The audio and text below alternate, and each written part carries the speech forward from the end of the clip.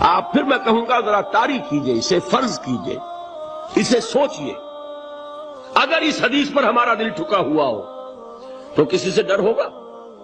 یہ مجھے نقصان نہ پہنچا دے، یہ میری رپورٹ خراب نہ کر دے، یہ میری انکریمنٹ نہ رکوا دے، یہ میرا یہ نہ بگاڑ دے، یہ میرے یہ نقصان نہ پہنچا دے۔ اس کا ڈر، اس کا ڈر، اس کا خوف، اس کی خوشامد، اس کے لیے جا کر طرح طرح سے اپنی عزت نفس کو ذلیل کروانا اس کے سامنے، یہ سب کچھ کیوں کرتا ہے انسان؟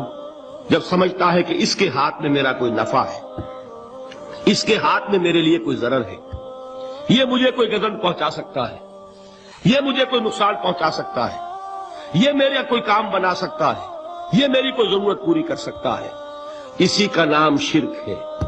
جہاں آپ نے یہ سمجھا کہ غیر اللہ کے اندر کوئی طاقت موجود ہے، وہی شرک ہے۔ بتوں سے تجھ کو امیدیں، خدا سے نو امیدی، مجھے بتا تو صحیح اور کافری کیا ہے؟ شرک تو یہ ہے۔ جس پر بھی تمہیں یہ خیال ہے، کلمہ ہے یہ کلمہ سوم، لا حول ولا قوت الا باللہ، ذرا اس پر دل کو کبھی اگر آپ تصور کریں، پھر فرض کریں، دل ٹھک جائے اس پر، کوئی طاقت نہیں۔ یہی بات تھی جو شیخ عبد القادر جیلانی رحمت اللہ علیہ نے اپنی وصیت میں اپنے بچے سے کہی۔ 11ویں دینے والے ہیں، لیکن حضرت شیخ عبد القادر جیلانی کی وصیت اور تعلیمات کو کتنے لوگ ہیں جو جانتے ہو؟ یہ جن مقامات تک پہنچے ہیں وہ کس چیز کی بدولت پہنچے؟ انہوں نے جو پیغام دیا وہ کیا تھا؟ اے میرے بچے، جس طریقے سے قرآن مجید میں حضرت لقمان کی نصیحتیں جو ہے نقل کر دی گئی ہیں، میں یہ عرض کروں گا بالفرض اگر قرآن حضرت عبد القادر جیلانی کے بعد نازل ہوا ہوتا تو شیخ عبد القادر کی یہ نصیحتیں بھی قرآن میں درج ہوتی۔ اتنی اونچی نصیحتیں ہیں۔ اے میرے بچے، اس حقیقت کو ذہن نشین کر لے، لا فاعل فی الحقیقت ولا مؤثر الا اللہ۔ اس کائنات میں نہ کوئی فاعل حقیقی ہے نہ مؤثر حقیقی ہے سوائے اللہ کے۔ کسی شے میں کوئی تاثیر نہیں اگر اللہ نہ چاہے۔ آگ جلا نہیں سکتی اگر اللہ نہ چاہے، پانی ڈبو نہیں سکتا اگر اللہ نہ چاہے، زہر ہلاک نہیں کر سکتا اگر اللہ نہ چاہے، کوئی چیز فائدہ نہیں پہنچا سکتی اگر اللہ نہ چاہے۔ تو در در پہ کیوں سر جھکاتے ہو؟ در در پر کیوں جبیں سائی کرتے ہو؟ سب کے سامنے کیوں ہاتھ پھیلاتے ہو؟ ایک اللہ سے مانگو، ایک اللہ کے سامنے زمین پر اپنی جبین رکھو۔ لا فاعل فی الحقیقت ولا مؤثر الا اللہ۔ نظر آتا ہے ہمیں کہ پانی پیاس بجھا دیتا ہے، پیاس بجھانے کی صلاحیت پانی میں نہیں ہے، اللہ کے اذن سے۔ کھانا بھوک مٹا دیتا ہے، بھوک مٹانے کی صلاحیت کھانے میں نہیں ہے، اذن رب میں۔ دیکھیے یہی یقین تھا۔ حضرت موسیٰ علیہ السلام کا واقعہ یاد کیجئے۔ سامنے سمندر آ گیا ہے، قوم دیکھتی ہے پیچھے کہ گرد و غبار کا طوفان ہے۔ معلوم ہوا کہ فرعون اپنے لشکر سمیت آ گیا ہے۔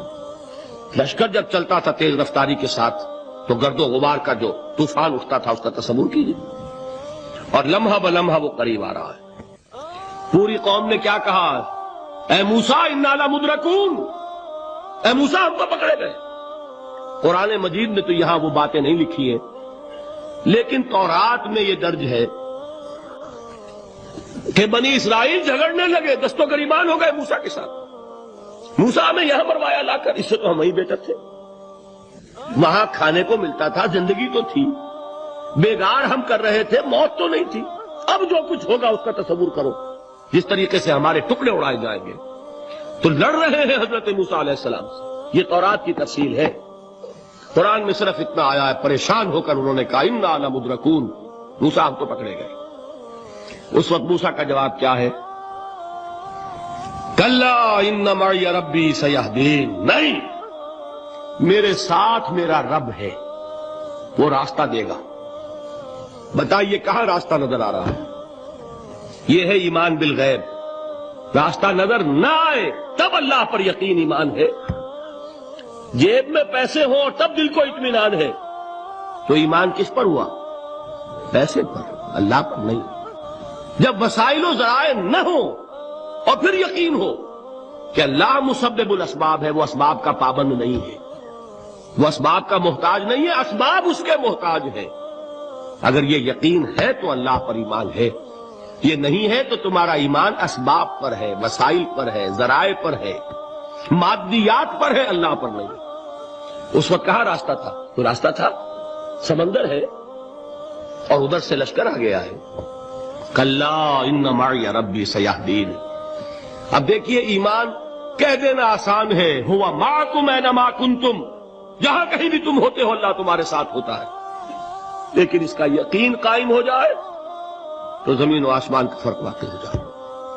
دین کی بات پھیلانا صدقہ جاریہ ہے، ثواب کی نیت سے ویڈیو کو شیئر ضرور کیجیے۔ جزاک اللہ۔